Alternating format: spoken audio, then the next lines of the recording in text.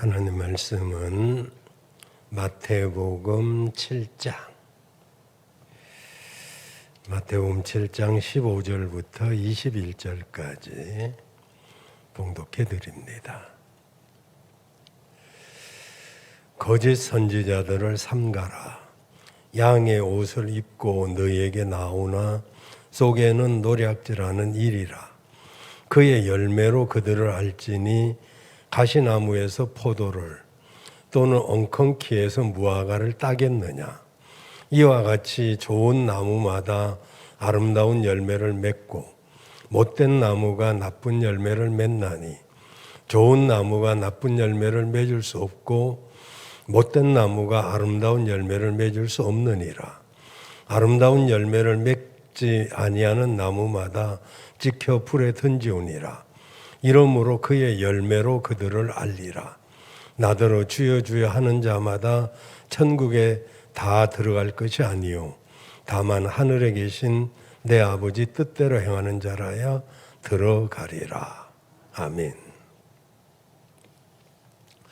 할렐루야. 오늘도 주의 은혜가 여러분에게 있기를 바랍니다.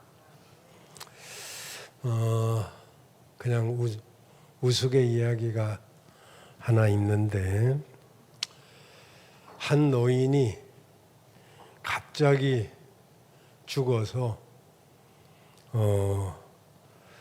염라대왕에게 갔습니다.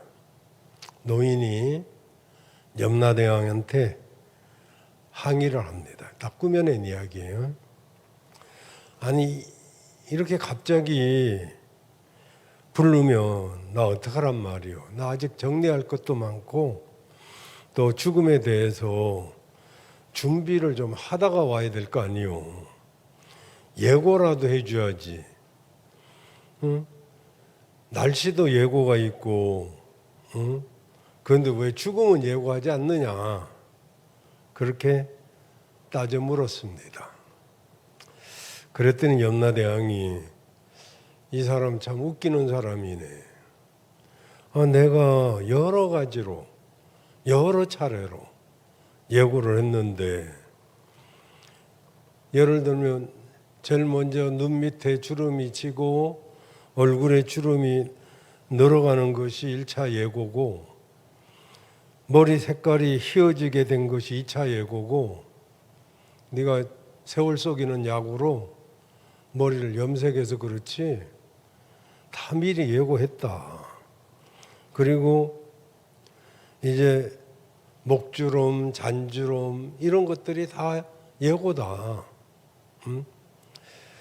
왜 예고를 할 때는 딴전 피우더니 뭔 뚱딴지 같은 소리를 하냐. 그랬다는 거예요.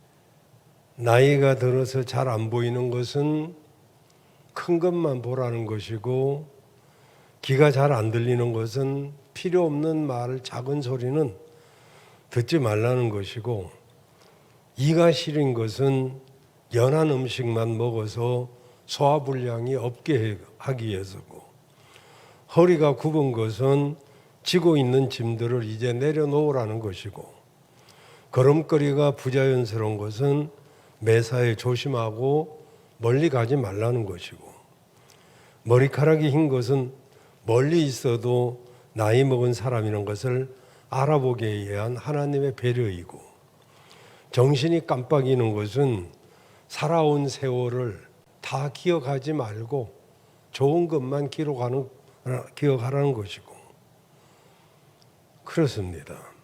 이런 인생은 그렇게 덧없이 흘러가고 있습니다.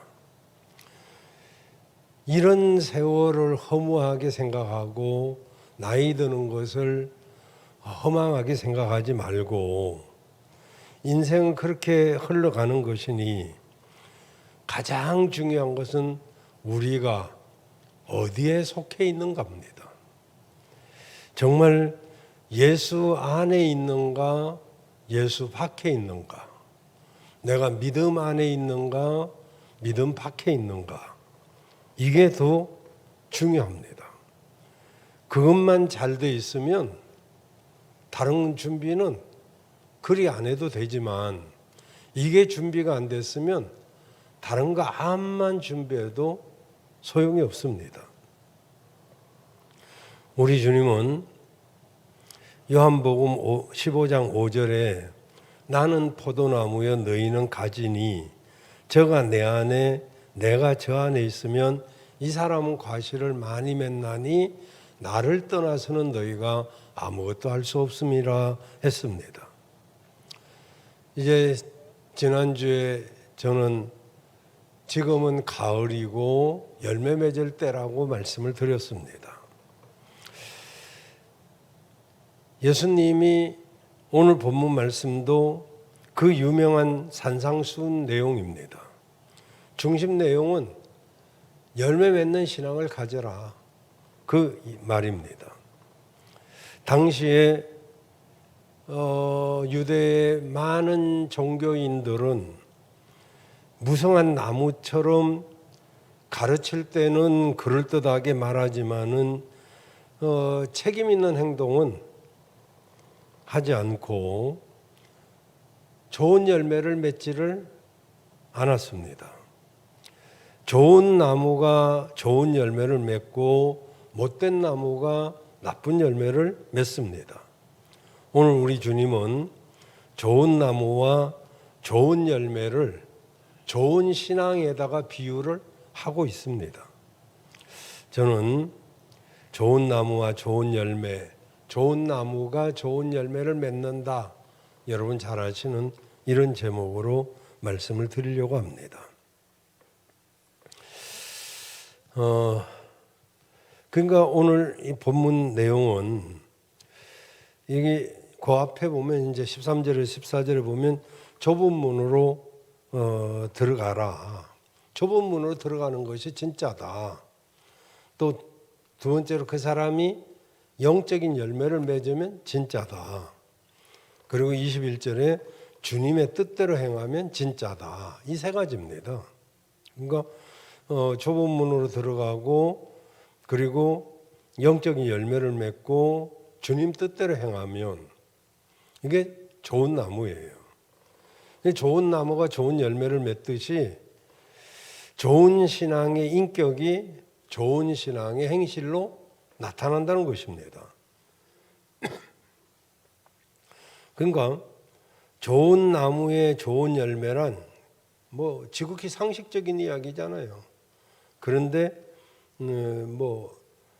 당연한 일이죠. 당연한 거죠. 그런데 우리가 꼭 알아야 될 것은 열매 이전에 더 중요한 게 나무입니다. 그 무작정 좋은 열매를 맺으려고 하는 생각보다도 좋은 나무가 되라는 거죠. 그 이제 나무는 가시나무인데 열매는 무화과를 따겠느냐 이런 이야기죠. 나무가 엉겅퀴인데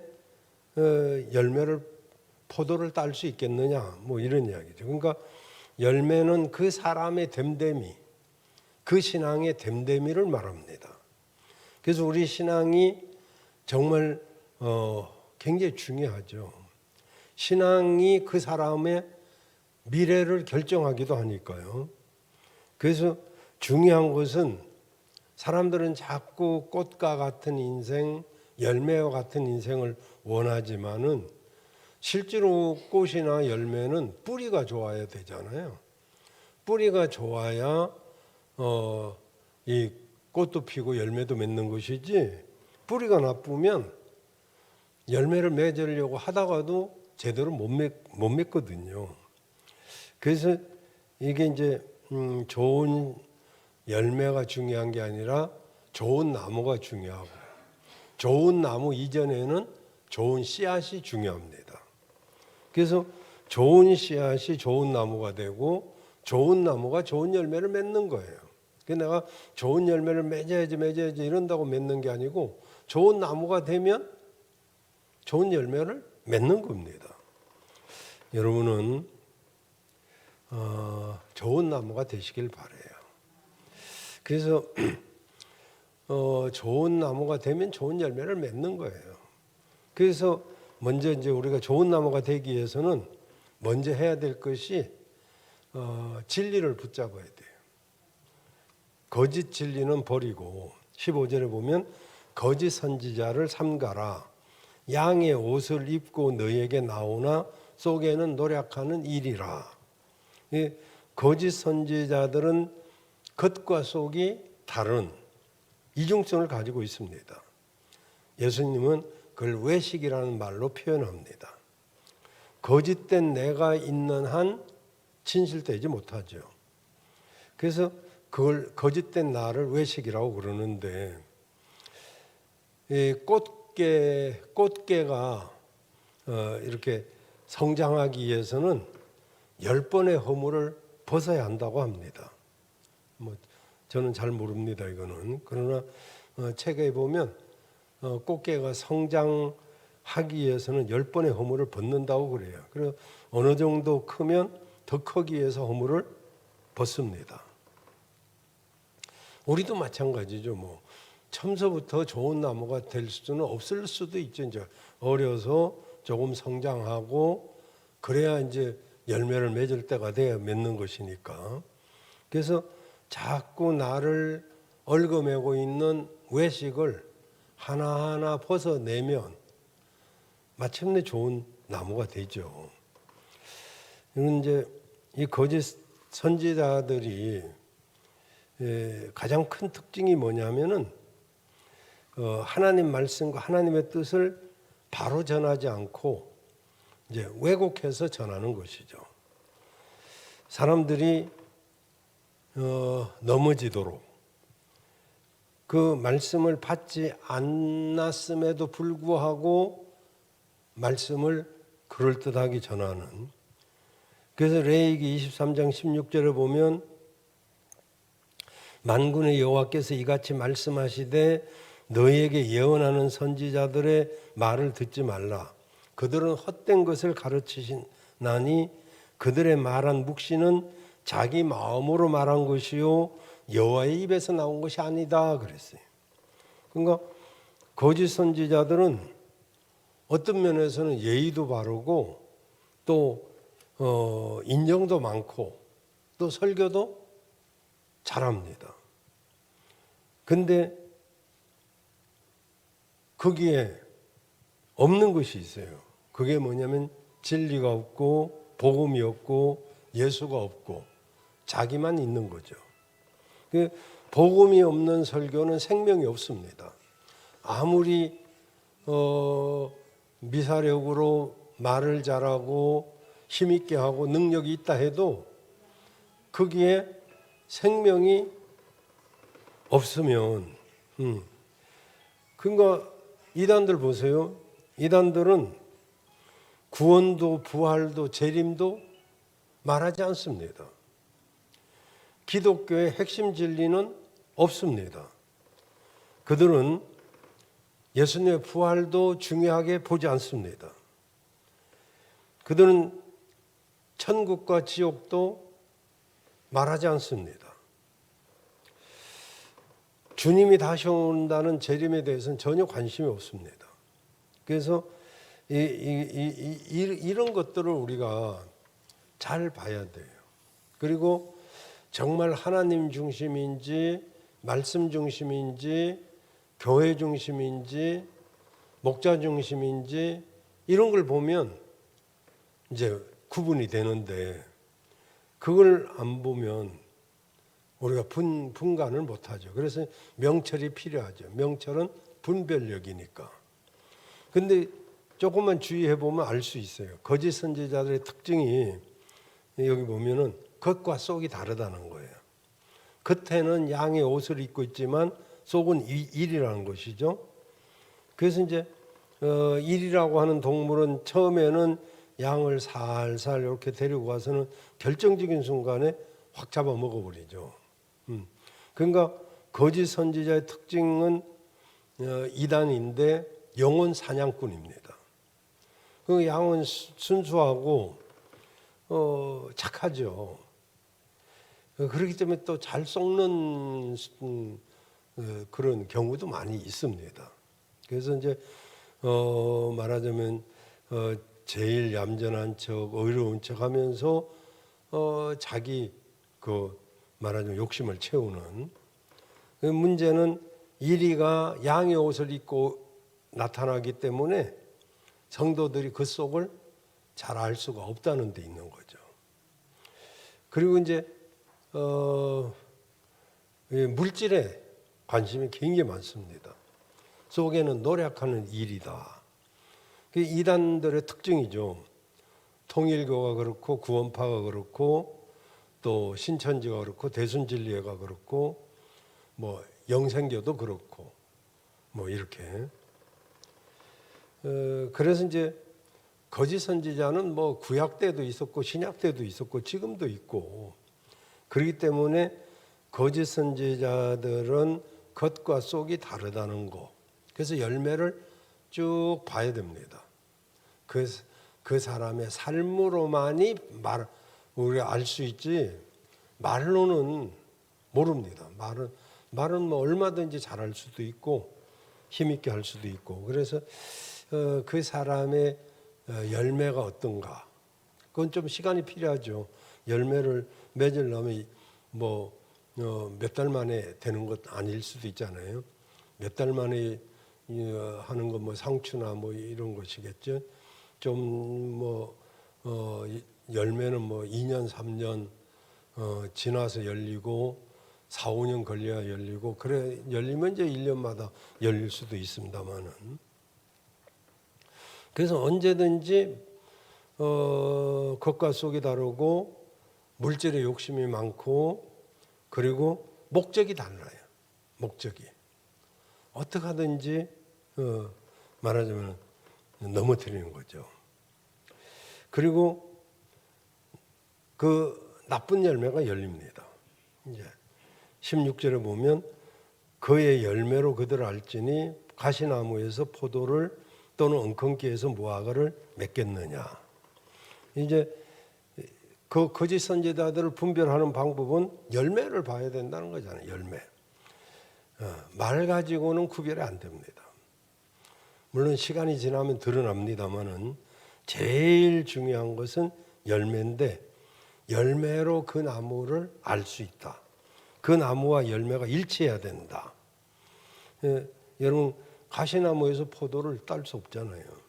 또 엉겅퀴에서 무화과를 딸 수 없죠. 그런데 사사기 9장에 보면 나무의 비유가 나옵니다. 사사기 9장에 보면 거기 보면 이제 그 배경이 뭐냐면은 기드온의 아들들이 많이 있었어요. 근데 막내 아들인 요담이 세겜 사람들에게 외쳤던 말인데, 요담은 왜 이 나무의 비유를 했을까요? 그것은 이스라엘 백성들이 미디안 사람들에게 괴로움을 당하고 있을 때 백성들이 하나님께 부르짖으니까 기드온이라고 하는 사람을 세워가지고 그의 300명 용사가 메뚜기 떼같이 밀려오는 미디안 군대를 이겨냅니다. 승리했죠. 그러자 이스라엘 백성들이 기드온에 와서 그의 아들들과 그의 손자들한테 이 나라를 좀 다스려 달라고 그렇게 건의를 합니다. 그러나 기드온은 겸손해서 내가 어떻게 다스리냐, 나는 안 다스리겠다, 내 아들들도 안 다스리겠다, 여호와께서 너희를 다스릴 것이다, 이렇게 이제 거절을 했습니다. 기드온은 진짜 존경받을 만한 그런 지도자죠. 근데 기드온이 문제는 죽고 난 뒤에 기드온의 작은 부인의 아들인 아비멜렉이 왕이 되려고 하는 욕심이 가득했습니다.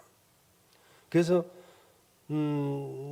마음속에 이제 흉계를 꾸미고 있다가 자기 어머니 고향인 세겜 땅에 가가지고 세겜 사람들을 돈으로 이렇게 매수를 해가지고 기드온의 아들 70명을, 기드온은 아들들도 많이 낳았어요. 하여튼 70명을 다 죽여버립니다. 그런데 막내 아들 요담만은 다행히 숨었습니다. 그 화를 면할 수가 있었는데 요담이 이제 아비멜렉이 왕이 됐다는 이제 소식을 듣고 참을 수가 없어서 세겜 남쪽에 있는 그리심 산 꼭대기에 이제 올라가서 거기서 세겜 사람들한테 큰 목소리로 이제 나무 비유를 말하기 시작합니다. 그 내용이 이제 사사기 9장에 쭉 나오는데요. 이런 이야기를 합니다. 여기 여러 나무들이 있는데 무화과한테 와가지고 우리 왕이 되어달라라고 했습니다. 그때 무화과 나무가 내 실과를 내가 어떻게 버리고 가서 나무들 위에 내가 서겠냐, 요동하겠냐 거절합니다. 그러니까 그 다음에 포도나무한테 가서 우리의 왕이 되달라고 합니다. 그때 포도나무는 내가 하나님과 사람을 기쁘게 하는 내 직분을 버리고 어떻게 나무들 위에서 내가 군림하겠냐 거절합니다. 그러자 이제 사람들이 가시나무한테 가서 왕이 되게 해달라고, 당신이 우리 왕이 되면 좋겠다 그랬더니 가시나무가 너희가 나를 왕을 삼겠거든, 정말 나를 왕을 삼으려면 내 그늘에 와서 피하라. 그러면 그리 아니하면 불이 가시나무에 나와가지고 레바논의 백향목을 살을 것이다 라고 했습니다. 이것은 이제 요담이 세겜 사람들한테 비유로 말한 거예요. 여러분이 이렇게 무화과 나무한테 왕이 되려고 해도 무화과는 나 열매 맺는데 바쁘다.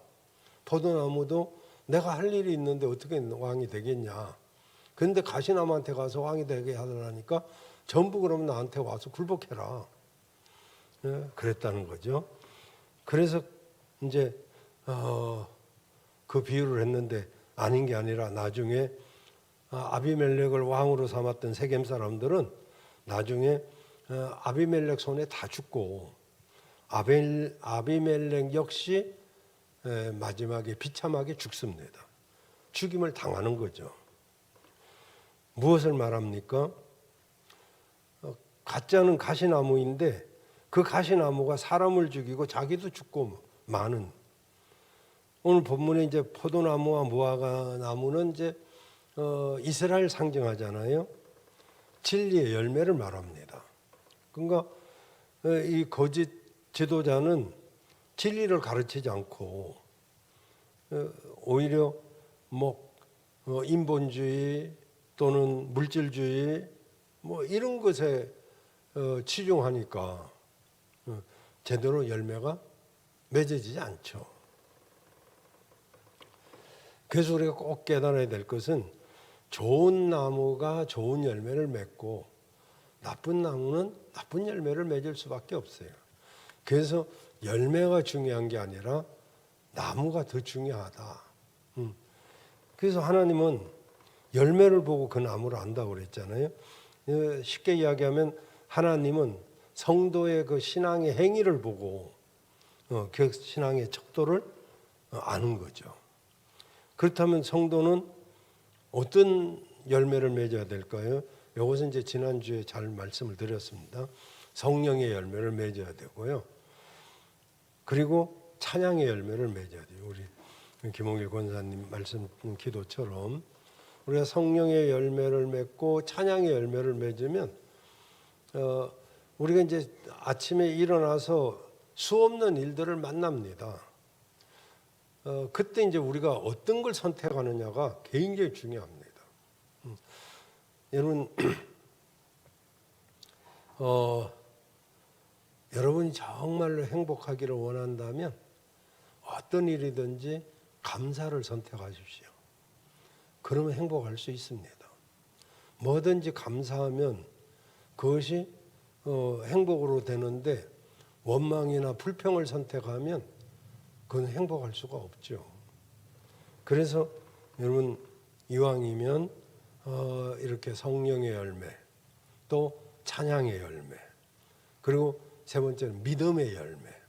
어떤 일이 있을 때 믿음을 선택해야 돼요. 믿음으로 선택하면 그 열매는 아름답게 되죠. 그리고 이제 선한 행실의 열매. 그래서 언제든지 이 열매 맺는 일에 우리가 이왕이면 좋은 나무가 돼서 좋은 열매를 맺어 가야 될 줄로 믿습니다. 아직은 뭐 어리고 아직은 열매를 맺기에 조금 부족할 수도 있지만은 꽃게가 이렇게 10번도 더 이렇게 허물을 벗어서 참 아름답고 뭐 맛있고 뭐 그런 것이 되듯이 우리도 잘못한 게 있으면 그것을 고치고 또 허물을 벗고 또 새롭게. 그래서 이제 좋은 나무가 되면 좋은 열매를 맺을 수 있어요. 좋은 나무는 나쁜 열매를 맺을 수 없습니다. 그 나쁜 나무는 좋은 열매를 맺을 수가 없어요. 그래서 나무와 열매가 일치한다는 것은 결국 신앙과 그 삶이 자꾸 이제 같아지는 거죠. 처음에는 뭐 같을 수가 없을 수도 있죠, 이제. 그러지만은 오늘 여기 이제 좋은 나무는 포도나무와 무화과 나무잖아요. 이 이스라엘 백성들을 상징하고 오늘날은 나와 여러분을 상징합니다. 근데 나쁜 나무는 가시나무와 엉겅퀴잖아요. 그래서 모든 나무가 왕이 되지 않으려고 하는데 유독 자기만 왕이 될 수 있다라고 가시나무가 그랬습니다. 근데 가시나무는 그 옆에 가기만 하면 자꾸 찌릅니다. 옛사람에게 상처를 주고 엉겅퀴는 또 사람을 이렇게 곤란하게 하죠. 그래서 다른 것이 자라나지 못하도록 땅을 많이 차지하기도 하고, 그럼 뭐 엉겅퀴는 사실 좋은 약재가 되기도 합니다. 근데 이제 비유하자면 그렇다 이런 이야기예요.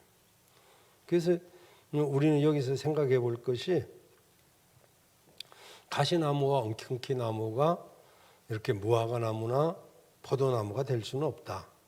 그러니까 내가 진짜 좋은 나무가 되려면 내 잘못된 부분을 잘라내고 예수 그리스도로 접붙이지 아니하면 우리가 좋은 나무가 될 수가 없겠죠. 더 주의해야 될 것은 열매로 하나님이 심판을 한다는 거죠. 그래서 우리가 살아가면서 이 열매를 맺는다는 게 얼마나 중요한가. 그런데 그 열매를 맺는 것은 그거보다 더 중요한 것이 좋은 나무가 되는 것이다. 그렇게 말씀을 드렸습니다. 여러분, 그래서 습관이란 게 중요해요. 언제나 좋은 습관으로 자꾸 여러분 자신을 만들어 가시길 바랍니다. 이게 습관이 잘못되면 항상 그 습관대로 합니다. 그래서 감사가 습관이 되고 기도가 습관이 되고 이러면 감사가 되는데, 불평이 습관이 된 사람은 계속 무슨 일이 있어도 다 불평입니다. 그 불평은 불만을 가져오잖아요. 불만을 가져오면은 그것이 이제 불운을 불러오기 때문에, 그래서 불평 불만은 결국 그 사람이 불운하게 되는 것이죠. 그래서 그렇게 하지 말고 우리는 언제든지 감사를 선택하면 그 감사는 그 사람을 행복하게 만듭니다. 있는 것에 감사하면 뭐 더 이상 바랄 것이 없죠. 그 옛날에 김유신 장군 말씀도 드렸습니다만은 여러분 다 아시죠? 습관적으로 들르던 술집이 있었는데 어머니가 호되게 꾸짖자 그가 결심을 하죠. 다시는 안 가겠다. 그런데 훈련을 하고 너무 고단해서 말 위에서 졸았는데 이 말은 늘 가던 대로 습관대로 거기로 갔죠. 그 깜짝 놀라서 김유신이 깨고 보니까 그 집 앞에 왔는데 말이 뭔 잘못이 있어요? 그런데 김유신은 그 습관을 끄는 거죠. 말을 죽인 것보다. 그래서 말을 그 자리에서 죽입니다. 얼마나 말은 사실 억울한 죽음이잖아요. 근데 그만큼 자신의 나쁜 습관을 끊는 그런 결단, 그게 있었기 때문에 그도 삼국을 통일할 수 있는 그런 훌륭한 사람이 되죠. 여러분 잘 아시는 대로 막 부잣집만 틀어가지고 뭐 가난한 사람을 도왔는지 어쨌는지 몰라도 대도 조세영이라는 사람이 유명했었어요.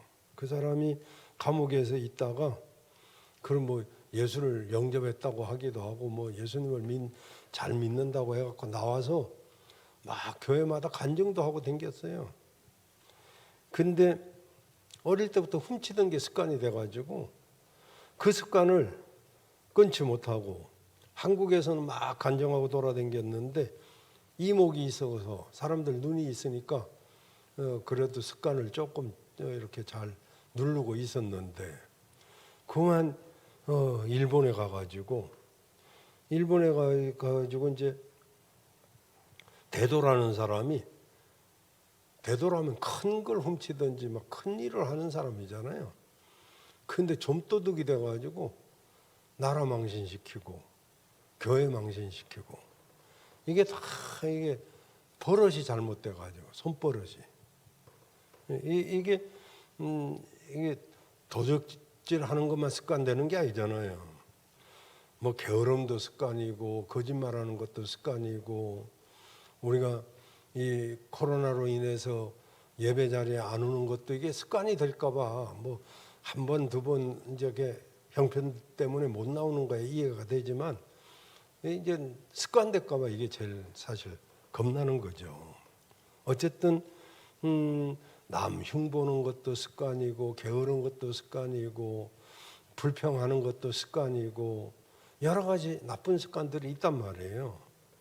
그래서 우리 신앙의 좋은 열매를 못 맺게 하는 이런 것들을 이제 고치고 그리고 내가 좋은 습관을 가지려고 애를 써야 되죠. 이게 좋은 습관이 참 여러분도 아시다시피 잘 안 돼요. 좋은 습관 들이는 데는 시간 많이 걸립니다. 근데 나쁜 습관은요 순식간입니다. 뭐. 금방 확 돕니다. 뭐. 그래서 좋은 습관들이 아주 중요하죠. 이제 결론적으로 마치겠습니다. 여기 주여 주여 하는 자마다 천국 갈 것이 아니라고 그랬잖아요. 여기 주여 이 말은 나는 당신의 종입니다. 그런 뜻이잖아요.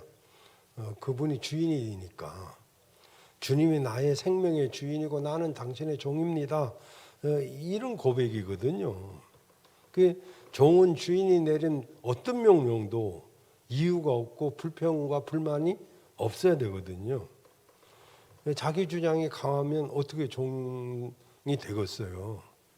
근데 오늘날 예수 믿는 사람들의 문제점이 뭐냐면 자기 주장할 거 다 주장하고 믿는다는 거죠.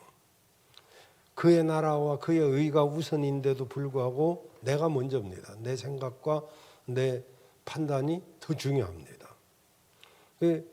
이러면 안 되죠. 오래전에 이야기인데요. 어느 교회 연세가 조금 드신 목사님이 새로 부임을 했습니다. 첫 설교로 사랑에 관해서 말씀을 전했습니다. 성도들이 은혜를 많이 받았습니다. 근데 다음 주일에 목사님 설교하는데 지난주 했던 설교를 그대로 하는 거예요. 가만히 보니까 지난주 설교와 똑같은 거예요. 예배가 끝나고 난 뒤에 교인들이 수군거리고 그리고 그 다음 주는 뭐 다르게 하겠지 했는데 그 다음 주도 지난주 했던 설교랑 똑같이 하는 거예요. 그래서 아무래도 목사님이 나이가 있어서 기억력이 좀 그런가? 그 어떻게 지난주 설교하고 지금 그것도 한 주도 아니고 두 주씩 계속 할까? 근데 그 다음 주일이 됐는데 또 똑같은 설교를 하는 거예요. 이제 성도들이 화가 났어요. 아니 우리가 뭐 시골 사람이라고 목사님이 우리를 무시하는가? 아니면 저 목사님은 진짜 실력이 없으니까 이런 조그만한 교회 왔지? 뭐 이렇게 이제 수군댔죠. 근데 그 다음 주에도 똑같은 설교를 하는 거예요. 결국 성도들이 이제 들고 일어나서 목사님을 내보내기로 그렇게 결정을 하고 이제 통보를 했습니다. 목사님이 아무 말도 없이 보따리를 쌌습니다. 그것을 보고 이제 장로님이 좀 안 됐다 싶었는지 다음 주일에 마지막 설교 하시고 가시라고.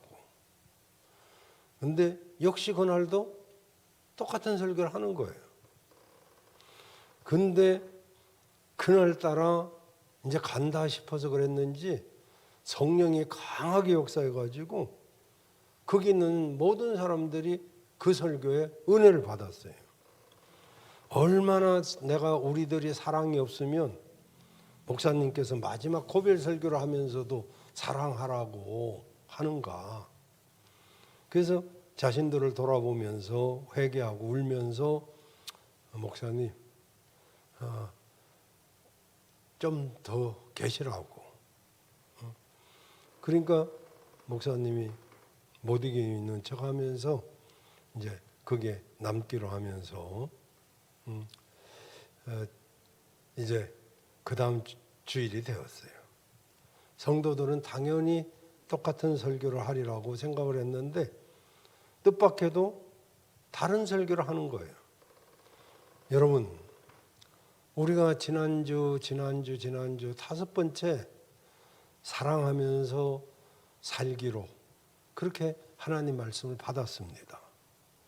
하나님에 대한 사랑은 이렇게 하나님 앞에 헌신하는 것을 실천하는 데서부터 시작되어야 됩니다.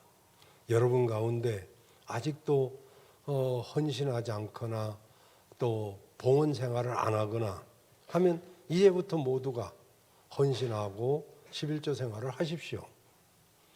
성도들이 그 설교를 듣고 나서 어떻게 했을까요? 헌신하고 11조 다 했어요. 왜냐하면 안 하면 1년 내내 또 그 설교 할 테니까. 그 다음 주가 되다 목사님의 설교가 또 바뀌었습니다. 이제 진정한 사랑은 헌신에서 시작하지만 그러나 사람을 영혼을 구원하는 것이 정말로 사랑하는 것입니다. 모두가 나가서 여러분 영혼 한 명씩을 데려오십시다. 그다음 설교가 끝나기에 무섭게 막 성도들이 한 명씩을 막 전도하려고 애를 썼습니다. 그랬더니 막 성도들이 스스로가 기분이 좋아가지고 스스로 은혜를 받고 그리고 막 성령으로 충만해지니까 교회 생활이 즐거운 거예요. 그러니 뭐 교회는 날이 갈수록 부흥이 되고 목사님은 늘 새로운 설교로 성도들에게 은혜를 끼치고 그리고 뭐 어떤 설교를 해도 이제 그 지긋지긋하게 막 5번, 6번씩이나 똑같은 설교를 들었었는데 그렇습니다, 여러분.